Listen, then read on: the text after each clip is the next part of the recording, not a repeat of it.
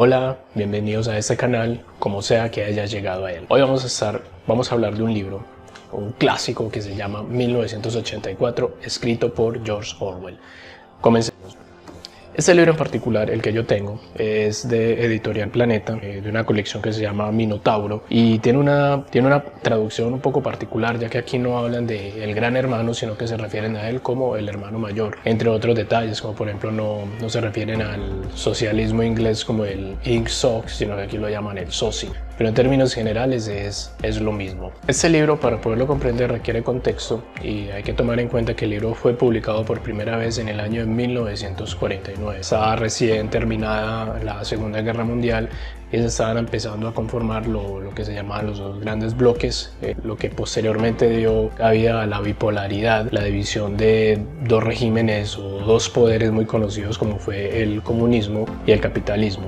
Entonces George Orwell tenía una serie de preocupaciones, digamos que tenía una visión un poco turbia, un poco pesimista de lo que sería el mundo de ahí en adelante, y por eso pues las ideas o esas opiniones las describió, parte de todo ese pesimismo lo plasmó en el libro de 1984. La obra se desarrolla en un país o en un lugar llamado Oceanía, que constantemente se encuentra en pelea o en tropel con otras dos superpotencias o supernaciones que se llaman Eurasia y Asia. El libro está dividido en tres partes. La primera parte, en términos generales, habla mucho acerca de lo que es el estilo de vida del personaje principal y lo que es la sociedad en sí de Oceanía. La segunda parte es, digamos, un poco el proceso de rebelión que lleva a cabo el protagonista, y la tercera parte es, digamos, el lavado cerebral o la parte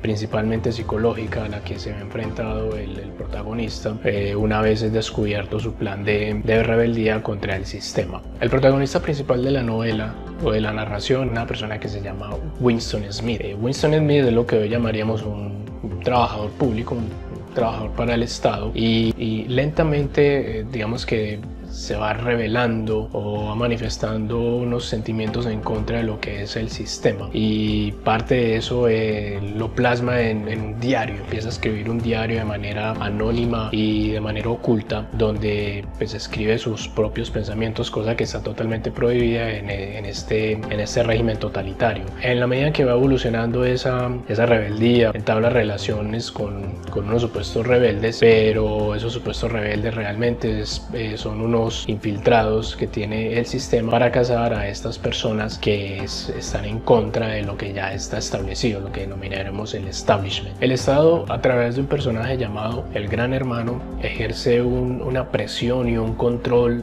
muy arbitrario hacia todo lo que es la sociedad. El Gran Hermano no podríamos decir que sea una persona, incluso el libro lo manifiesta en una de sus partes, casi al final.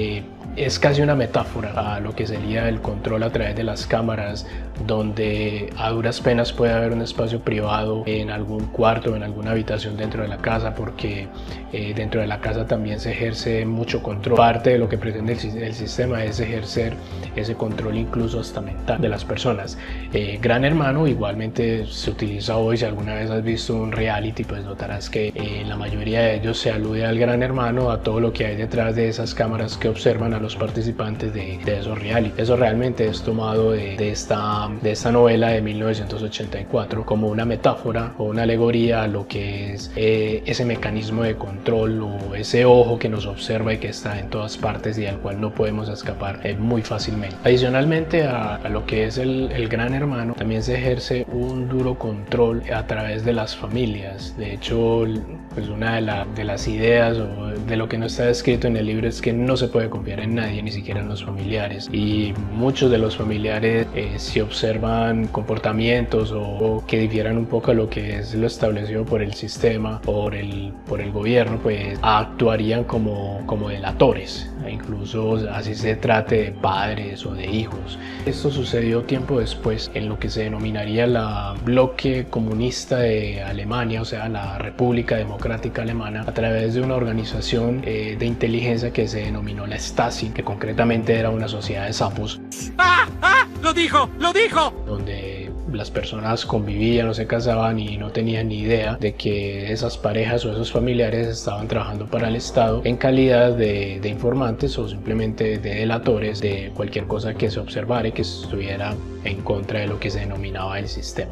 Eso sucedió en la vida real, pero pues para la época George Orwell simplemente lo planteó como parte de una premisa, algo que podía ocurrir. Hay muchas cosas del libro que se dieron y que todavía se están dando en nuestra sociedad. Un elemento de trasfondo común que ocurre durante el desarrollo de toda la novela es la guerra, en este caso la guerra constante de Oceanía, una superpotencia que se enfrenta con otras dos que pueden ser Eurasia o puede ser Asia o Asia Oriental, y pues el sistema utiliza este mecanismo para justificar parte de esa represión de lo que serían los derechos de libertad individual. Eso es un cuento viejísimo, incluso en nuestra sociedad, lo que llamamos sociedad contemporánea, se sigue viendo, sobre todo por parte de, por ejemplo, Estados Unidos, cuando trata de justificar una invasión a otro país en pro de lo que denominaríamos los derechos humanos o las libertades de las personas. Este cuento, pues como tal, George Orwell lo aborda para tratar de ejemplificar un poco lo que serían esas represiones de las libertades individuales a través de un mecanismo como la guerra. El personaje principal de Winston trabaja en uno de los ministerios, uno de los 4 ministerios que describe el libro. Concretamente en el que él trabaja es el Ministerio de la Verdad. El otro ministerio es el Ministerio de la Abundancia, el otro es el Ministerio del Amor y el Ministerio de la Paz, que en neolengua los denominan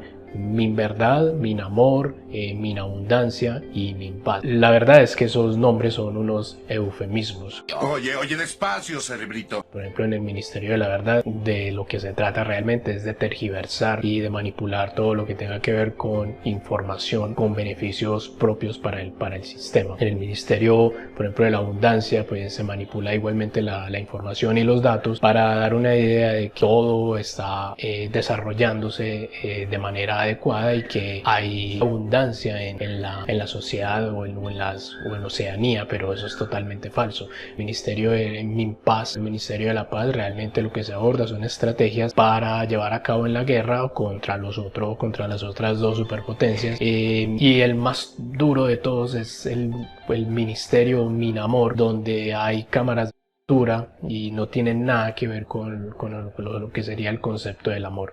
Entonces Winston trabaja en el Ministerio de la Verdad, que se dedica a modificar la información que se da a través de la prensa, modifica los datos históricos que se dan a través de los libros que o leen las personas o los libros que se utilizan en las academias para educar a las personas. También hay una parte donde aborda lo que tiene que ver con el manejo de las palabras y el vocabulario con unos fines muy específicos. El libro tiene un apéndice que se denomina Principios de Neolengua. Es como una especie de decálogo donde se aclaran los significados que van a tener algunas palabras. Algunas palabras pueden ser un poco amplias en su significado, y lo que pretende el Estado es simplemente minimizar o darle un uso muy claro a cada una de esas palabras. Entonces el Estado lo que hace es tratar de manipular a la sociedad con base en esas palabras. Ese decálogo de palabras constantemente está en cambio y es el mismo sistema el que propone modificarlas según su conveniencia. Eso es un detalle muy importante, muy trascendente en la obra de 1984. Este detalle de modificar el lenguaje a conveniencia del Estado, aunque pasa desapercibido, es un gran acierto y merece un reconocimiento especial por la manera en cómo George Orwell aborda ese detalle que desde el punto de vista lingüístico es bastante complicado de dar a entender. En la narración, la realidad se concibe a través de las palabras. Por ende, si las palabras son modificadas, también cambia el significado o la apreciación de la realidad. Ese detalle es el que, desde el punto de vista lingüístico, pues es bastante complejo de manejar, y George Orwell, a través de esto que denomina el apéndice sobre lo que es la neolengua, pues lo aclara de una manera bastante sencilla. Ahora voy a referirme al final del libro. Es un final más bien triste, un poco lúgubre, no es un final feliz.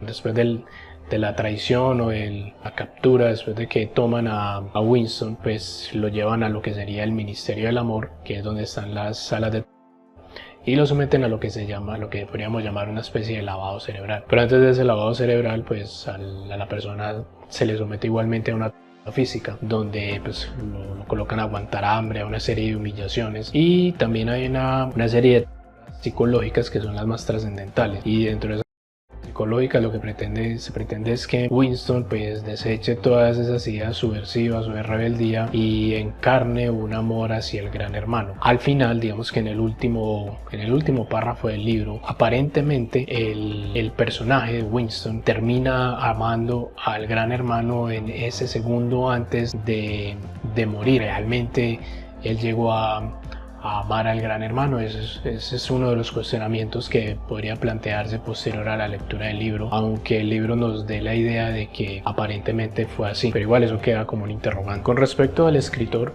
George Orwell nació en 1903, es un escritor de nacionalidad británica, aunque realmente nació en la India. Solo que para esa época la India era una colonia, la principal colonia británica, por ende pues la nacionalidad se llevaba a lo que eran las colonias. El nombre real de George Orwell era Eric Arthur Blair. No obstante, pues como Eric Arthur Blair solamente lo conocería la mamá y sus dos esposas si acaso. Mundialmente es reconocido como George Orwell y parte de este libro pues escribió otras obras incluso un poco más subversivas.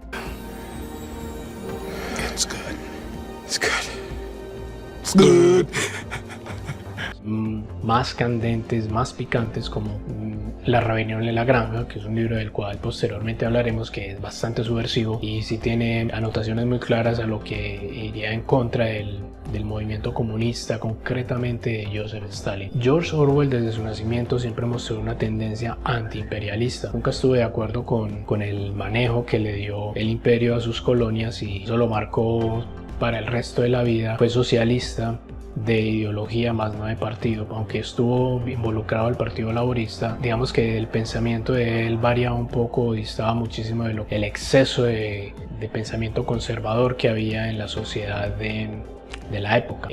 Este libro de 1984 hace parte de una trilogía que se denomina la trilogía distópica.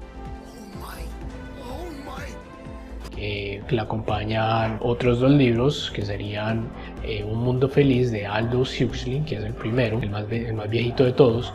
Le sigue en 1984, quizás es el clásico por referencia, y posterior a eso estaría Fahrenheit 451 del escritor Ray Bradbury. Los dos primeros son de origen británico, este último es norteamericano, y quizás Ray Bradbury y con su libro de Fahrenheit 451 es el que más se aleja un poco de lo que sería el género distópico para entrar más en el género de la ciencia ficción. Y también hay que tomar en cuenta que Ray Bradbury pues estuvo más involucrado en la elaboración de guiones para películas de ciencia ficción y en relatos cortos también de ciencia ficción. Quizás sea la guerra de manera muy reñida con otro escritor muy conocido que era Isaac Asimov.